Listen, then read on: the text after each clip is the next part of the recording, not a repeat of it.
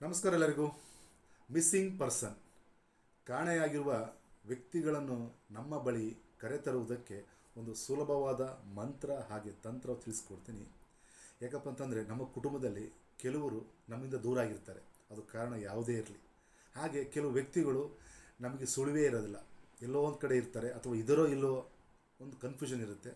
So ಅಂಥ ವ್ಯಕ್ತಿಗಳನ್ನ ನಮ್ಮ ಸುದ್ದಿ ಅಥವಾ ನಮ್ಮ ವಿಚಾರ ಅವರಿಗೆ ಮುಟ್ಟಬೇಕು, ಅಥವಾ ಅವರ ವಿಚಾರ ನಮ್ಮ ಬಳಿ ಆ ವಿಚಾರ ಬರಬೇಕು ಅನ್ನೋದಕ್ಕೆ ಒಂದು ಸುಲಭವಾದಂಥ ಒಂದು ಪರಿಹಾರ ಕೊಡ್ತೀನಿ, ಮಾಡಿ.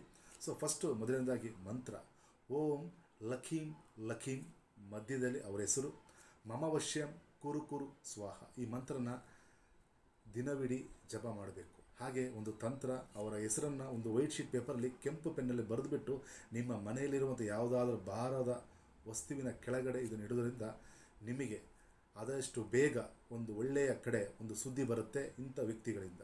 ಸೊ ಇದನ್ನು ಯಾರು ನೊಂದಿರ್ತಾರೋ ಅಂಥವ್ರು ಇದನ್ನು ಮಾಡ್ಬೋದು. ಸರ್ವೇ ಜನ ಸುಖಿನೋ ಭವಂತು.